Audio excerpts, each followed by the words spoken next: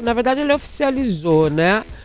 O Léo Duarte, foi isso, né, Colombo? Foi ele já estava aqui, né? Faltava, acho que só a assinatura mesmo, né? Já tinha passado por exame médico também, né? Exatamente, desde segunda-feira na capital mineira, né, Edmar? A representação do Atlético, estava por aí o Léo Duarte, e todo mundo sabia, né, que seria questão de tempo para ser oficializado a partir do momento em que o Atlético fez um pré-anúncio. Tá aí o Léo Duarte na sua tela, ó, vai vestir a camisa de número 15, o novo zagueiro do Atlético, 29 anos, ex-jogador do Flamengo, estava no Istambul Basaksehir da Turquia, acabou o contrato com o clube turco, e o Atlético identificando que o atleta de 29 anos, 10 aninhos a mais aí, será uma peça importante no decorrer da temporada. Não chega com o status de titular, né, Edmar? Evidentemente, até porque do lado dele ali, o Atlético está bem servido hoje com o Juan Tressoldi. Você tem o Ivan Roman, que ainda faz parte do elenco, embora possa sair. Você tem o Lianco para aquela posição. Então é importante a gente lembrar o contexto dos outros zagueiros do Atlético. Chega na linha de trás da fila, coloquemos assim, né, a situação do Léo Duarte. De qualquer maneira, o Atlético vê um potencial. É uma contratação nos moldes que o Atlético busca, perfeita, né, Edmar? Perfeita nos moldes que o Atlético busca. Se ele vai virar essa ótima contratação, aí depende dele, do Eduardo Domingues, do Atlético, de tantos outros fatores. Mas assinando livre, né? Livre, sem ter nenhum clube com um contrato mais longo em que o Atlético precisasse desembolsar dinheiro. Ele não precisou rescindir, o contrato apenas acabou. Por isso o Léo Duarte assinou com o Atlético.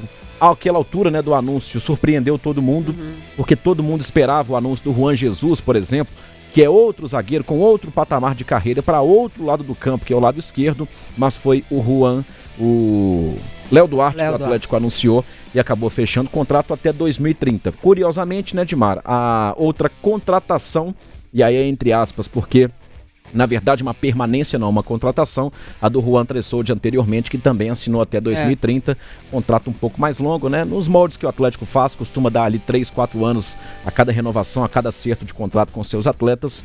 Léo Duarte, em tese, é jogador do Galo até 2030, Edmara. Você falou aí de alguns jogadores do setor que ainda podem deixar o Atlético, né? Então o Atlético continua na busca de mais um zagueiro, ou a gente vai ter que continuar nesse segundo semestre ou na volta da temporada dizendo que o Atlético precisa contratar um zagueiro? Ainda busca, Edmar, informação que o Tempo Esportes tem, que o Atlético busca um zagueiro pelo lado esquerdo, não especificamente precisa ser canhoto, né? Claro que isso facilita pelo lado, é a característica do Alonso, mas perna, né? Se a gente for lembrar, né, já tem outro zagueiro, tudo bem que o nome que eu vou falar não agrada ao torcedor e não é, assim, dos mais queridinhos do elenco, mas ainda há outro zagueiro canhoto no elenco do Atlético. Eu tô falando do Vitor Hugo, joga por aquele setor, mas todo mundo imagina, e a gente tem essa informação de que o Atlético vai correr atrás de um zagueiro que atue pelo lado esquerdo, não necessariamente canhoto, Edmara. Eu acho essencial que vá buscar esse zagueiro pela esquerda, porque senão não vai adiantar nada, a gente vai voltar falando nas mesmas posições, né, e nas mesmas deficiências que o Atlético tem, principalmente quando se fala do lado defensivo, né, Duda? Exatamente, e a gente sabe que a zaga, né, o setor defensivo do Atlético é uma lacuna que o Galo já tem algumas temporadas. É claro que o Paulo Brax, né, naquela entrevista até que ele deu para a HGP, ele falou assim, não, nós temos 6 zagueiros, mas esses 6 você pode contar? Na época ele ainda contava com o Vitão, mas a gente consegue contar nos dedos as vezes em que o Vitão ele teve oportunidade, entrou mais no campeonato estadual. Então, se não tiver um plano de carreira ali pro atleta, deixa aí mesmo. No caso do Ivan Roman, que é realmente uma joia do Atlético, o Atlético tinha que fazer o possível para conseguir deixar ele no clube, a gente não vê esse esforço sendo feito por parte do clube. Prefere deixar com que o Ivan Roman procure outro time do que permaneça. E vamos ser sinceros, é muito difícil achar um jogador do nível do Ivan Roman disponível assim no mercado. E o Atlético tem aí, né, um de mão beijada, mas o Atlético fez essa captação. O Ivan Roman chegou a jogar até no Sub-20, se destacou, ficou mesmo ali diferenciando mesmo, destoando dos demais, e aí foi mesmo profissional. Então, o Galo tem que dar uma recalculada na rota com relação a isso. O Ivan Roman, o que falta para ele é um pouco mais de amadurecimento, mas ele só vai conseguir isso jogando agora, né? Porque exato. O que ele já mostrou. E para você, Matheus, tem que buscar mesmo esse zagueiro pela esquerda? Será que estamos fadados a continuar falando do zagueiro da esquerda? Tem que buscar, né, Edmar? O Atlético já provou e prova desde o ano passado, desde 2025, que tem essa deficiência no setor defensivo. É a famosa bola aérea defensiva do Galo, que infelizmente não vem funcionando desde 2025. Então, o Atlético precisa buscar no mercado, mas buscar de forma assertiva. Existiu uma discussão na semana passada em relação ao tempo em que o Atlético tem que trazer esses reforços, já pensando no decorrer da temporada, né? Colombo disse que talvez é melhor o Atlético trabalhar com mais cautela para trazer esse nome de uma forma mais assertiva. Me lembro que o Jaime estava no programa também, o Jaime foi mais taxativo e pediu esse reforço o quanto antes, justamente para trabalhar com o elenco, para fazer esse período de intertemporada. É aquela faca de dois gumes, né? Ou o Atlético age mais rápido no mercado, ou trabalha com cautela justamente para acertar o nome. E a gente sabe, o Atlético contratou muito na baseada na última temporada, na última janela, vieram alguns nomes, mas nenhum de renome, nenhum para ser esse xerifão que o Atlético precisa. E claro, além do zagueiro, além dessa peça primordial no sistema defensivo, na linha de zaga do Galo, o time precisa de um primeiro volante, né? Isso é para já. Então tem que se movimentar no mercado para buscar principalmente essas duas peças. Um zagueiro para atuar pelo lado esquerdo e um primeiro volante. E também, Dimar, além desse zagueiro, por que não recuperar o Lianco, que é um jogador que tem futebol, tem qualidade técnica, já provou isso no próprio Galo, às vezes exagera um pouco no temperamento dentro de campo, mas futebol ele tem de sobra. Então, é uma boa peça para o Domingues tentar recuperar, mas, além do Lianco, tem que vir esse zagueiro para, de fato, ser o xerifão pelo lado esquerdo.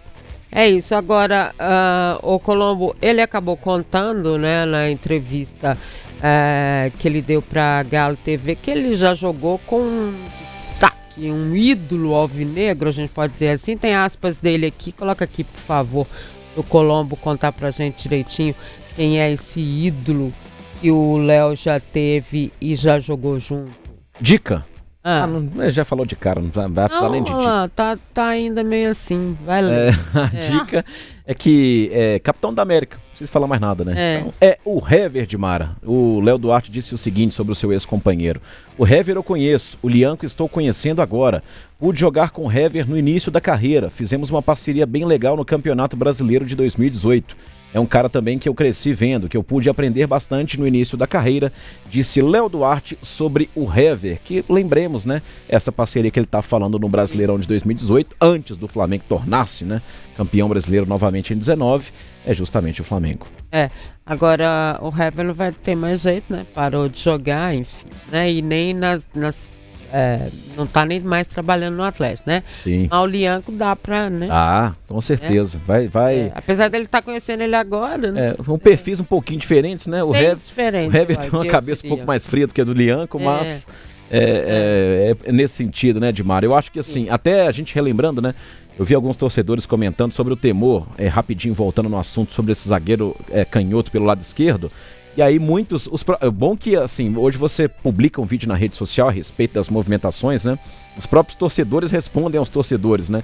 E muita gente dizendo, não, mas precisa de ser canhoto para jogar do lado esquerdo, senão joga com o pé torto.